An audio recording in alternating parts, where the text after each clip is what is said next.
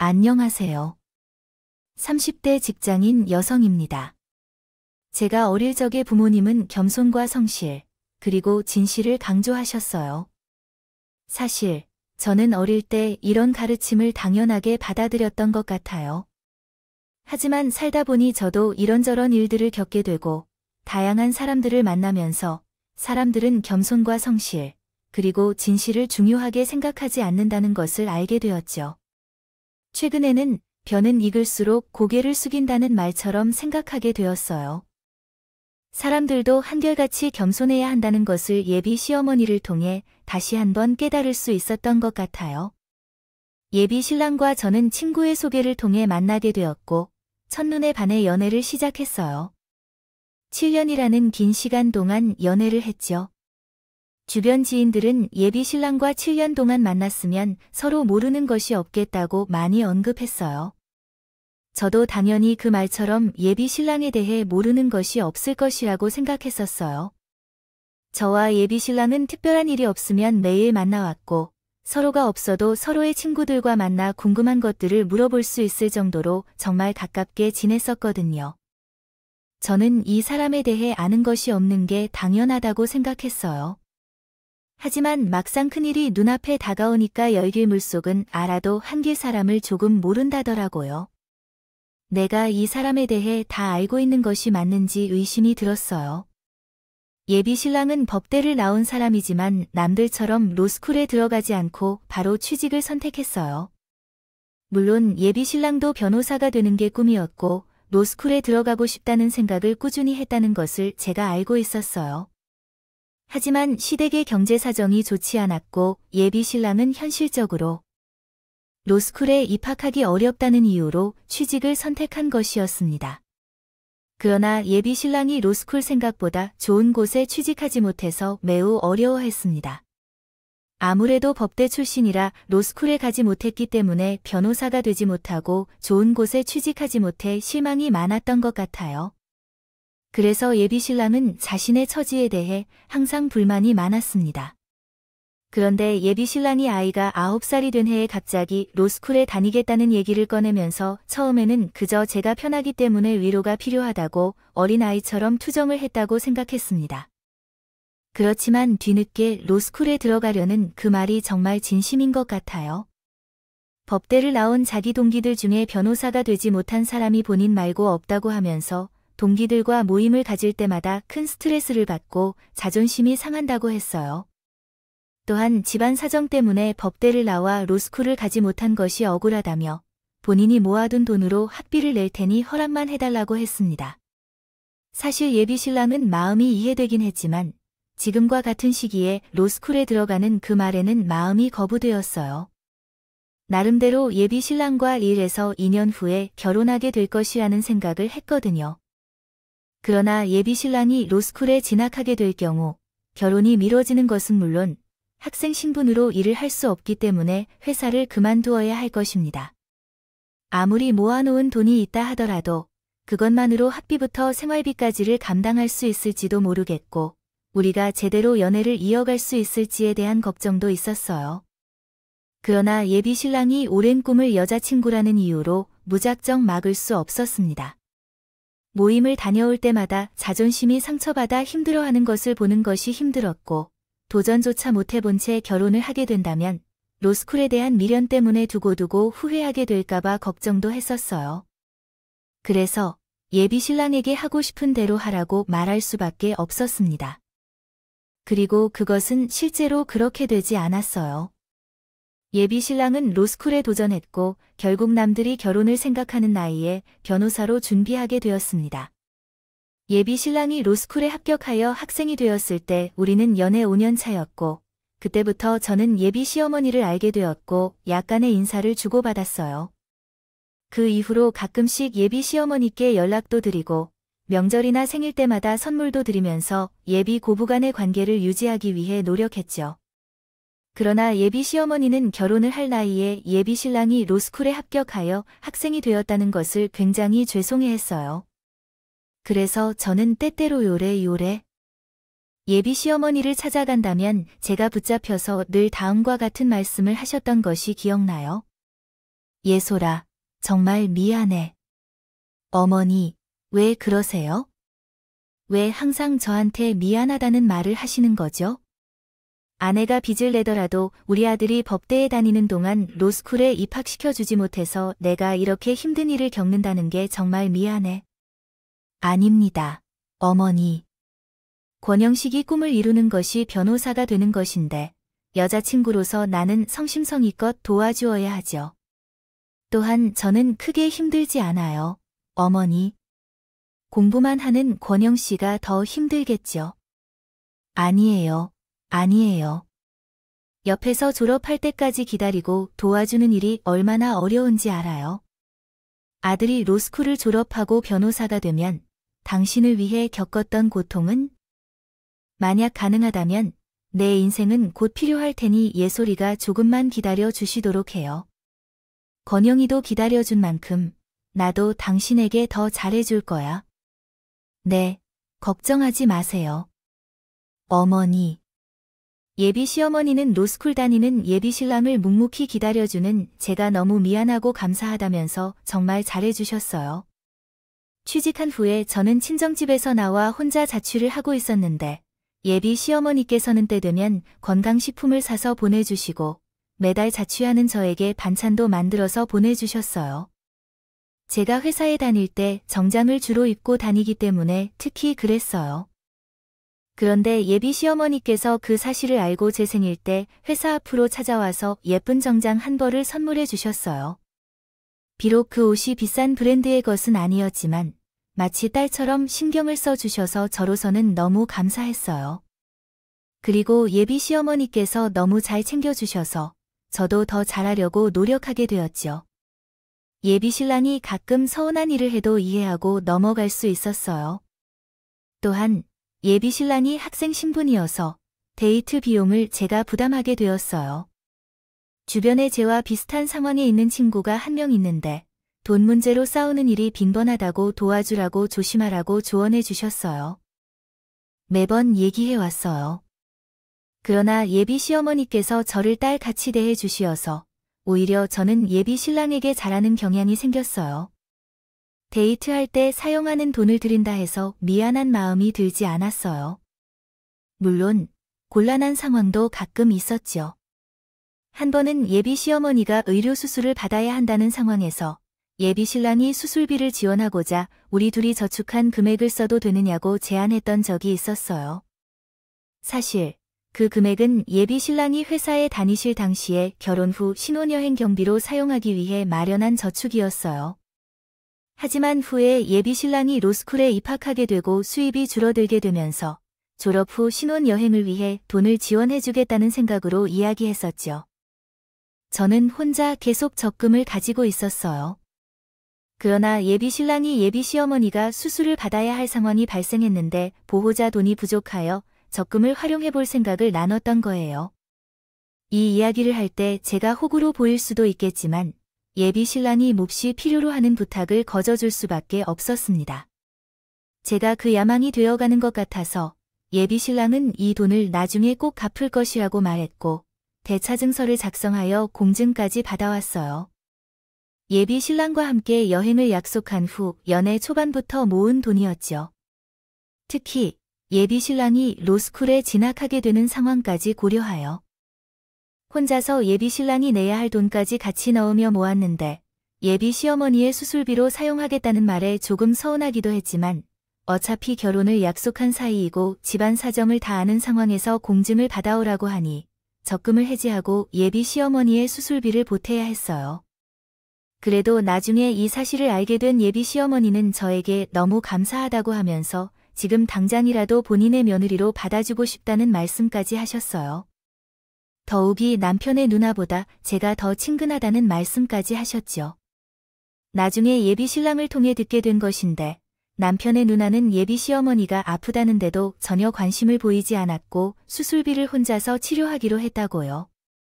내서 받으라고 했다고요. 저는 남편의 누나가 이해가 안 되었어요. 다른 사람이 아니라 친정엄마가 편찮으신데 사정이 좋지 않아 수술비를 보태지 않더라도 최소한 걱정을 하는 게 정상이 아닌가 싶었어요. 그래도 다행히 예비 시어머니의 수술은 성공적으로 끝나고 예비 신랑도 무사히 시험을 통과할 수 있었어요. 예비 시어머니도 편찮으시고 예비 신랑도 시험에 합격할 수 있을지 걱정이 이만저만 아니었는데 다행히 일이 잘 풀릴 수 있었어요. 그런데 예비 신랑이 변호사 시험에 합격하자마자 예비 시어머니 목에 힘이 들어가는 것을 눈에 보였어요. 이전에는 제가 집안에 들어온 천사로서의 역할, 복덩이라는 일에 대해 고마워하시고 미안하다고 말씀하셨는데 예비 신랑이 합격해서 말 한마디 한마디 할 때마다 본인 아들이 제게 더 잘 낫다는 식으로 언급하셨네요. 물론 예비 시어머니의 태도가 180도 바뀐 것에 저는 당황스러웠고 기분이 나빴지만 예비 시어머니도 그동안 아들을 로스쿨에 보내고 싶었지만 경제적으로 어려움이 있었을 것으로 생각했습니다. 그러나 아들이 법대를 졸업하고 로스쿨에 어렵게 들어가 변호사가 되었다는 것을 생각하면 어떻게 기분이 좋을지 상상이 되어 당황스럽고 마음이 상해서도 그냥 이해하고 지나갔습니다. 그리고 예비 신랑이 제 곁에서 옹호해준 덕분에는 큰 문제가 발생하지 않았습니다. 김 여사님, 내가 변호사가 되어 기분이 좋은 건 알고 있는데 예솔이 칭찬도 좀 해줘요. 우리 아들, 그게 무슨 말이야? 다 예솔이가 뒷바라지 해준 덕분에 내가 변호사가 된 거예요. 그러니 예솔이한테 수고했다고 진심 좀 해줘요, 엄마. 아, 제가 한 게 뭐가 있다고 수고했다. 칭찬을 해야 하냐, 아휴. 그래, 알았다. 예솔이, 너도 그동안 우리 아들 뒷바라지 않느라 수고 많이 했다. 네, 어머니 감사해요. 예비 시어머니는 수고했다 칭찬해주라는 예비 신랑이 말했어요. 별로 내키지 않는 듯한 표정으로 선심푸시며 하셨어요. 누가 봐도 억지로 말씀하시는 게 눈에 거슬리더라고요. 그래서 예비 시어머니가 난리를 치며 결혼을 미룰 이유로는 명분이 없다며 허물어뜨리는 듯한 날카로운 말을 거듭하였습니다. 도저히 이해할 수 없었고 어머님이 화를 내셔서 저희 다시 앞길이 어두워지는 듯한 느낌도 들었어요. 결혼을 미뤄야 하는 상황에 처해 있지만 가족 사이에 갈등이 생기면서 많은 걱정이 드는 상황이었습니다. 그래서 저희도 어떻게 해야 할지 막막함을 느끼던 찰나였습니다. 늘 집안일은 내가 몰라라 신경도 쓰지 않던 예비 시누이까지 들고 일어났어요. 그 모습을 보고 저는 정말 웃기지도 않았어요. 우리 건영이 나이가 몇 살인데 결혼을 미루자고 하냐? 죄송해요. 지금 집안 사정이 많이 안 좋아서요. 아, 지금이 잘난 변호사들을 썩히고 있으라는 거냐? 아니면 너가 너무 비양심적인 거 아니니? 정말 죄송해요. 제가 최대한 빨리 결혼 서둘러 볼게요. 내가 여태 기다려줬다고 우리 건영이도 똑같이 기다려줘야 하냐? 우리 건영이야. 지금 당장 결혼해도 상위 1%야. 이런 잡음으로 예비 시어머니와 큰 대립이 있었지만 다행히 예비 신랑이 옆에서 가만히 앉아있지 않고 중간에 서서 처신을 잘했어요. 변호사 시험에 합격은 했지만 취직을 다시 해야 하는 상황이니 결혼을 하더라도 어느 정도는 돈을 좀 벌어놓고 싶다고 하면서 시어머니를 설득했죠. 물론 나이가 차기는 하겠지만 어차피 우리 둘은 결혼할 사이로 정해져 있지 않냐면서요. 그러자 결국 예비 시어머니도 올해는 못 기다려준다면서 최대한 빨리 하라고 한 발짝 뒤로 물러나게 되었어요. 지금 친정아빠의 회사 사정이 좋지는 않지만 개인적으로도 예비 신랑이 무일푼으로 결혼을 하겠다고 나서면 진정해서 탐탁지 않게 생각할 수 있을 것 같아 걱정을 하기도 했었거든요. 그래도 다행인 것은 예비 신랑이 변호사 시험에 합격해서 취직만 한다면 큰 문제는 없을 것 같았어요. 그래서 우리 둘은 예비 신랑이 좋은 회사에 취직하게 될 때 차근히 결혼 준비를 시작하기로 약속했죠. 하지만 생각했던 것과는 달리 이상하게 예비 신랑은 직장운이 없는 건지 어떻게 해도 취직이 잘 안 되었어요. 그 모습을 보니 예비 시어머니도 그제서야 아차 싶었나 봐요. 한동안 자신의 아들이 변호사가 되었다고 깁스를 하고 다니시던 그 모습이 막상 취직이 안 되니까 많이 답답해 보였어요. 그렇다고 시댁 경제적으로 예비 신랑에게 변호사 사무실을 차려줄 수 없으니 어떻게 해야 할지 고민하시는 것 같았죠. 예비 신랑도 자신이 생각한 만큼 취직이 되지 않아서 고민하는 것 같아요. 발을 동동 굴렀어요. 저도 그 모습을 보면서 안쓰럽기도 하고 그냥 놔둘 수 없다 생각했어요. 평생 결혼을 못할 것 같다 싶었죠. 그래서 결국 예비 신랑을 돕기 위해 아빠에게 조심스럽게 이야기했어요. 아빠, 제가 인터넷으로 회사 홈페이지를 살펴보다가 회사에서 변호사를 구하는 공고를 발견했어요. 정말인 것 같아요. 응, 회사에 있던 법무사 변호사가 최근에 개업하려고 해서 새로 구할 예정인가 봐. 그게 왜 물어? 아빠가 말했어요. 그게 제가 결혼을 하고 싶다고 말한 예비 신랑이 시험에 합격하면 취직할 수 있도록 여러 곳에 이력서를 제출하겠다고 했어요. 아빠의 회사가 변호사 자리를 비워두었는데 만약 여기에 면접 기회가 있다면 어떨까요? 그런 대화를 나눠서 구경해 보았어요. 아, 정말? 아빠 회사에 신입 변호사로 들어가는 기회가 있고 면접을 봐보라거나 이력서를 내놓으라는 말을 받았는데 결국 확정은 아니어도 도움이 될 것 같아요. 감사합니다, 아빠. 예비 신랑에게는 친정아빠 회사랑 이야기하지 않고 변호사를 채용하려고 하는데 면접을 보라는 제안을 받았어요. 결국 결혼할 사람이기 때문에 이번 면접은 어떤지요? 언젠가는 모든 사실을 알게 될지도 모르겠지만 예비 신랑이 자존심이 상할 수도 있을 것 같아서 이런 이야기를 하는 것이 저로서는 조금 조심스러웠어요. 하지만 예비 신랑이 빠르게 취직을 해야 결혼도 하고 뭐든지 진전이 있을 것 같아서 용기를 내어 친정아빠에게 면접 기회를 부탁했고 그 기회를 예비 신랑에게 전달했어요. 다만 예비 신랑에게는 굳이 친정아빠의 회사라고 이야기하지는 않았어요. 물론 어떤 분들은 제게 연애를 그렇게 오래 했는데 왜 예비 신랑에게 친정아빠의 회사에 대해 이야기를 하지 않았느냐고 할 수도 있을 것 같아요. 사실 저는 제 부모가 쌓은 공과 직업, 그리고 재산이 제 몫이 아니라는 생각을 하며 살아왔어요. 그렇게 예비 신랑에게 자랑하려고 하지 않았어요. 무엇보다 예비 신랑도 제 친정집 사정에 큰 관심이 없었어요. 제 친정아빠가 대기업을 운영하는 사람은 아니고 예비 신랑도 무역 관련 직업을 가지고 있지 않았기 때문에 제가 자세히 설명할 필요가 없다고 생각했어요. 예비 신랑에게 제 친정아빠가 회사를 운영하고 있는 사실은 언급하지 않았지만 연애 초반에 간단히 언급은 했었어요. 그러나 예비 신랑이 관심을 보이지 않아서 친정아빠가 회사를 운영한다는 사실은 듣지 못했을 것 같아요. 그래서 면접에 가더라도 우리 친정아빠의 회사라는 것은 언급하지 않았을 겁니다. 꿈에서도 몰랐을 거예요. 그였습니다. 예비 신랑은 회사 면접을 볼 때 동시에 친정아빠에게 사위 면접까지 보게 되었어요. 그리고 예비 신랑은 공정한 경쟁을 통해 면접을 보았고 당당히 높은 점수를 받아 합격할 수 있었어요. 이전에 친정아빠에게 상황을 이야기하며 예비 신랑은 변호사 면접 자리를 마련해 주기는 했었지만 평소 친정아빠는 회사 일에 대해 철저하셨습니다. 저도 대학을 졸업한 후에 취직을 못해서 한동안 힘들었던 적이 있었거든요.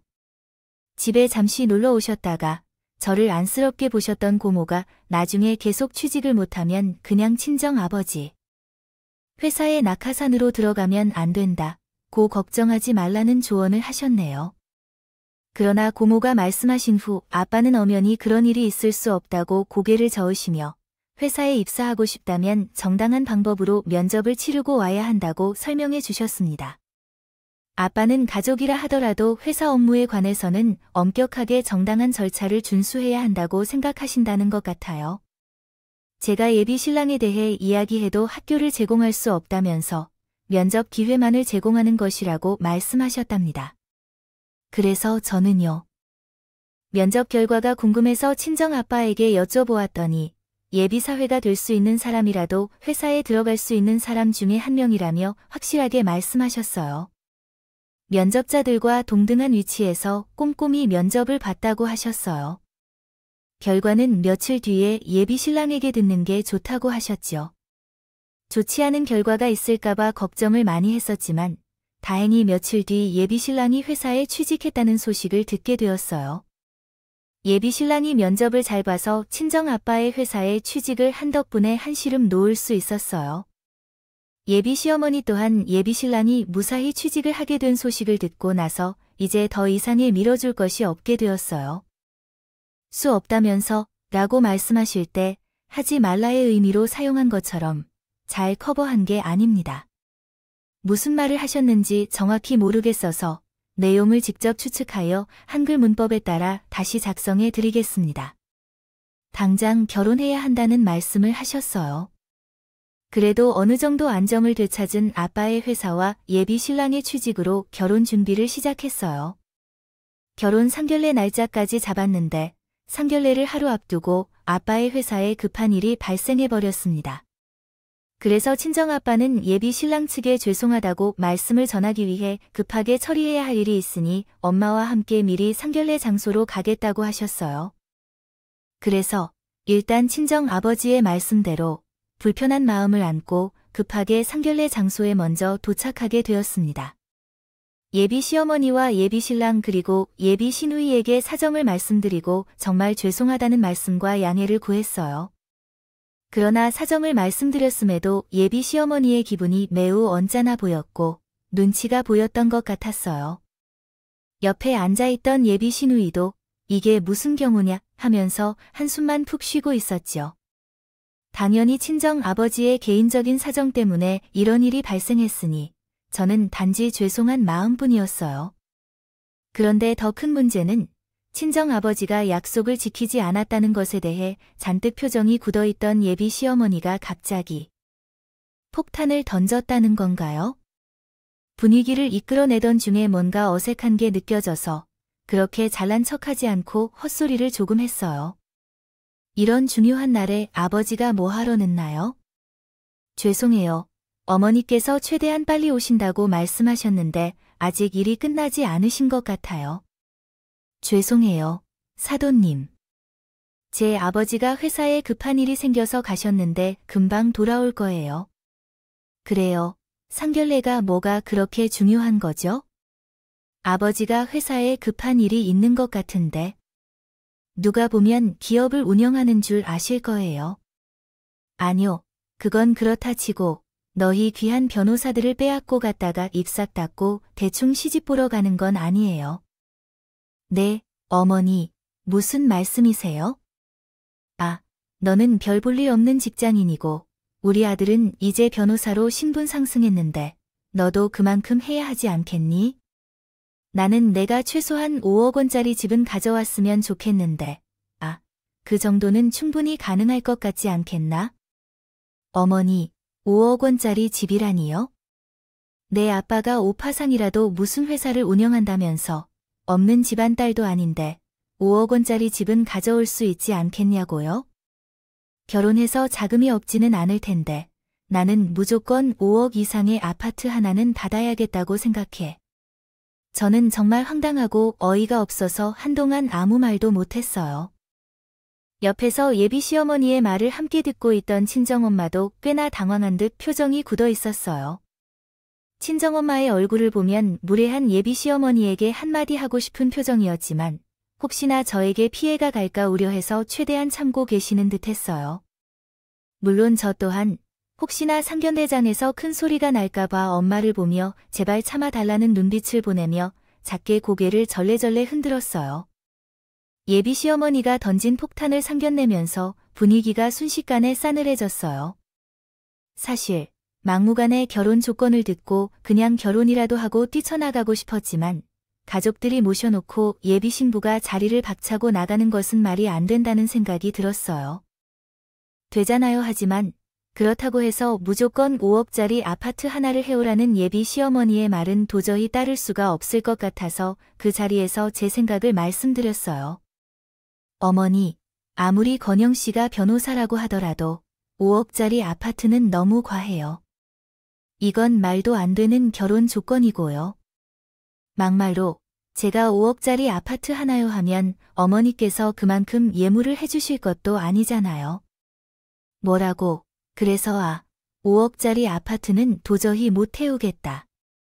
네, 저희는 그냥 작은 집에서 소소하게 시작해서 차근차근 집 눌러가며 살게요. 나는 그 꼴 절대 못 본다. 내 변호사들이 좁아 터진 방에서 왜 힘들게 살아야 하냐. 사돈, 5억 원짜리 아파트와 차를 주고도 제 딸에게 무엇을 해주실 생각이세요? 예비 시어머니가 말씀하신 대로 제 친정 엄마께서도 방긋 웃으시며 변호사 아들을 보내겠다고 하셨어요. 정작 아들의 결혼 문제는 생각해 보셨습니까? 게다가 얼마 전에 좋은 회사에 취직했습니다. 막말로 저희는 큰맘 먹고 변호사들 그쪽 집에 보내는 건데 오히려 사돈 측에서 더 내놔야 하지 않겠습니까? 뭐라고요? 너 꿀 먹은 벙어리냐? 아마 아리 좀 해봐라. 내가 내 귀한 변호사들 너한테 보내는데 5억이 그렇게 큰 돈이냐? 이것도 싸게 해준 거야. 이거 사, 얼른 준비해서 이삿짐 드려라. 예비 시어머니의 발도 정말 황당하고 어이가 없었지만 본인 엄마가 저희한테 내고는 조건이 당연하다는 듯 고개만 끄덕이고 있는 예비 신랑을 보는데 화가 치밀어 올랐어요. 예비 시어머니는 눈치도 없는 말도 안 되는 조건만 내걸고 있으며 예비 신랑이라는 사람은 가만히 앉아 있는데 결혼을 정말 해야 하는지 생각이 들었습니다. 그런데 그러던 중에 친정 아버지가 상견례로 오셨어요. 예비 신랑은 안으로 들어오는 제 친정 아버지를 보고 소스라치게 놀랐어요.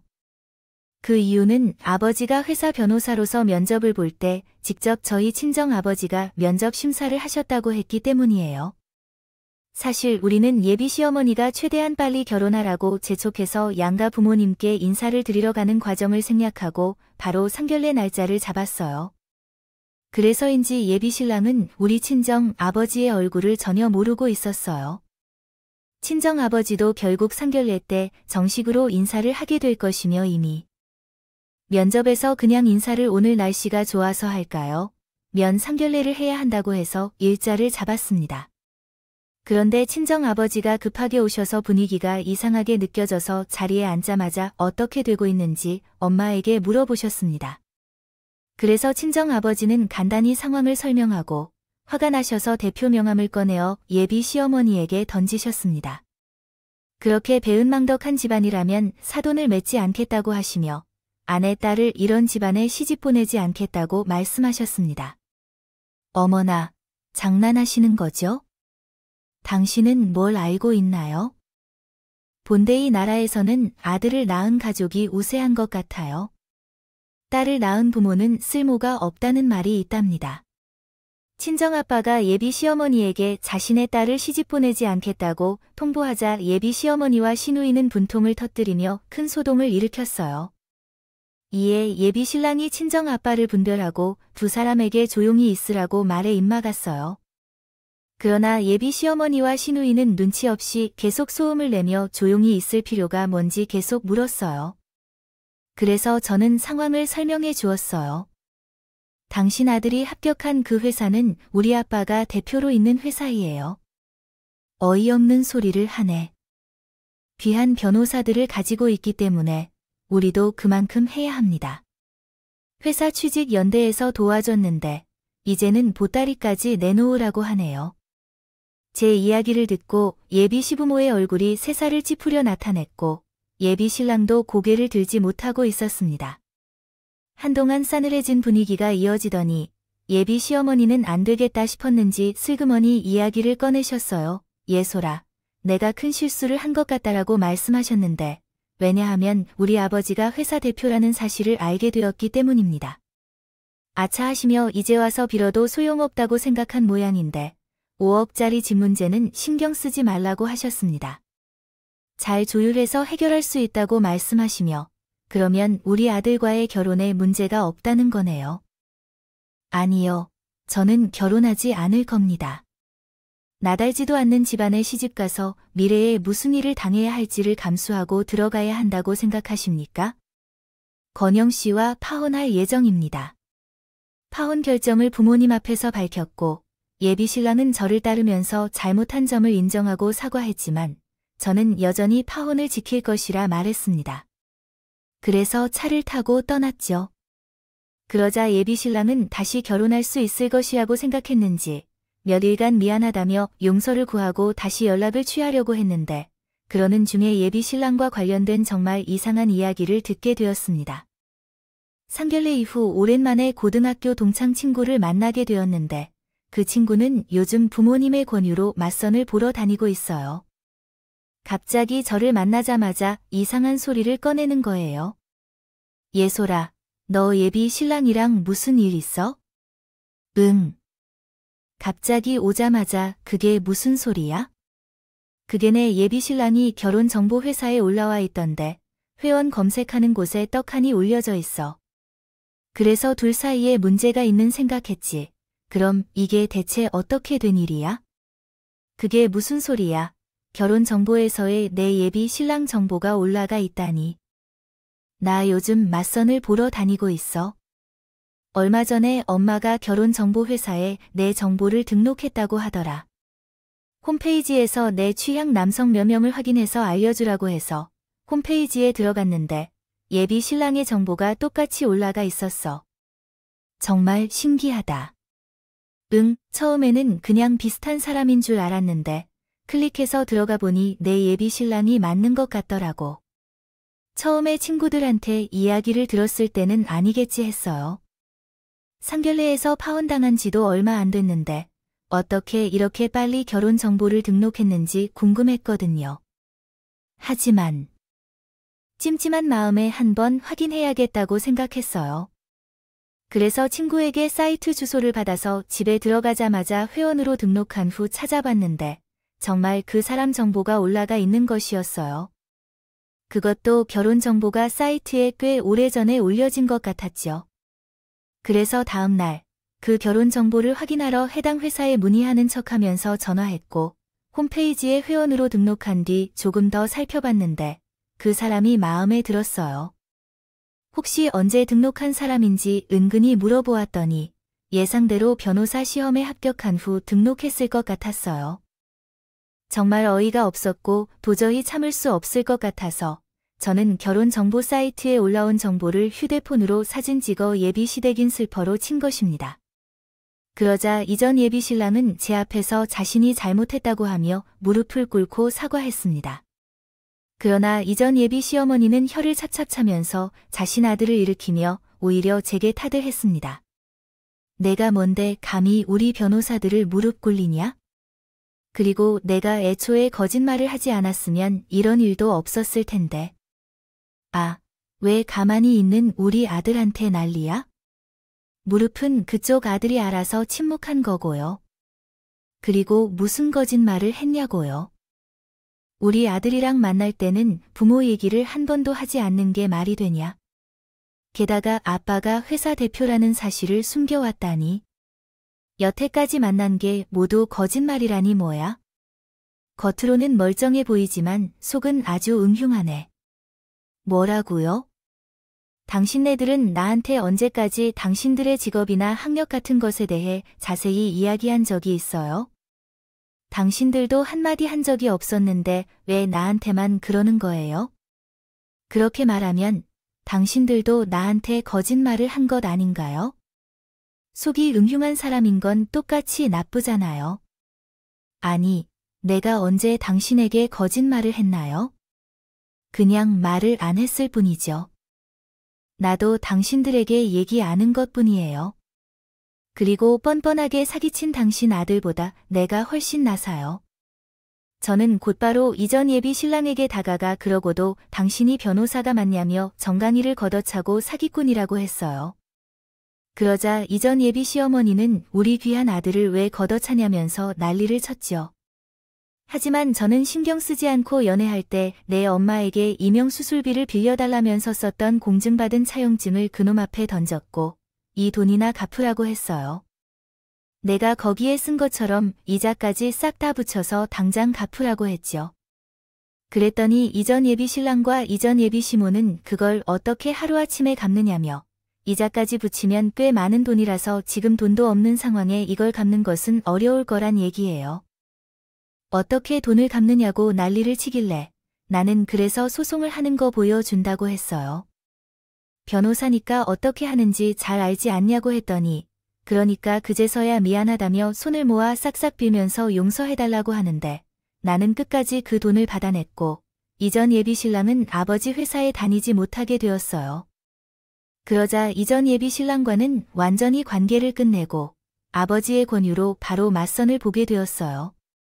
맞선 상대는 아버지가 평소 친하게 지내시는 업체 사장님의 아들이었는데 그 전 예비신랑과는 다르게 터득하고 성격이 개방적인 편이었어요. 그래서 우리 둘은 맞선 첫날에 서로 호감을 느끼게 되어서 본격적으로 만나게 되었고 지금까지 1년 반이 지나서 나와 그분은 결혼 이야기를 하고 있어요. 저는 이전의 예비신랑과는 달리 새로운 이 사람이 저를 너무나도 아껴주고 사랑해주어서 정말 행복한 시간을 보내고 있어요. 며칠 전에는 예비신랑이 저에게 프로포즈를 하겠다고 좋은 레스토랑을 예약하여 데리고 가주었어요. 그러나 우연히 그 레스토랑에서 아르바이트를 하는 이전의 예비신랑을 만나게 되었어요. 애써 피하려고 했는데 얼마 전에 변호사로 일하고 있는 친구가 예비신랑에 대한 이야기를 해주었기 때문에 그 소식을 듣게 되었죠. 실은 친구가 일하는 변호사 사무실이 예비신랑의 친구가 대표로 있는 곳이라서 제 아버지의 회사까지 손볼 겨를이 남지 않아서 부탁하러 왔다고 하더라고요. 그 친구는 변호사 시험에 합격한 후 아직 취직을 못한 상황이라고 하더라고요. 안 되고 있는 것 같다면 문제가 있는 것이겠죠. 깔끔하게 거절을 한 것 같아요. 아마도 이전 예비신랑은 취직을 하기 전까지 레스토랑에서 아르바이트를 하고 있는 것 같았어요. 그때 이전 예비신랑은 지금의 예비신랑이 저에게 멋있게 프로포즈하는 모습을 지켜보게 되었죠. 저는 프로포즈를 받고 이전 예비신랑을 슬쩍 쳐다봤는데 정말 씁쓸한 표정을 하고 있더라고요. 그 모습을 보고 사이다를 들이킨 것처럼 시원했어요. 저는 지금 예비신랑과 제2의 인생을 준비 중이에요. 이전 예비 시어머니와는 다르게 지금의 예비 시부모님은 저를 너무 사랑하고 예뻐해 주셔서 앞으로 시집살이 걱정은 없을 것 같아요. 이번 일을 겪은 후 저는 더 이상 사람으로서 언제나 겸손하고 정직해야 한다는 것을 다시 한번 깨달았습니다. 이전 예비 시모와 예비 신랑은 저를 놓치고 후회하고 있을 것이지만 앞으로는 욕심을 줄이고 겸손하고 정직하게 살며 개천손에 가까워지고 싶습니다. 긴 글을 읽어주셔서 감사합니다. 지금까지 커피앤톡이었습니다. 오늘도 끝까지 함께 해주셔서 감사하고 다음 영상에서 다시 만나 뵙겠습니다.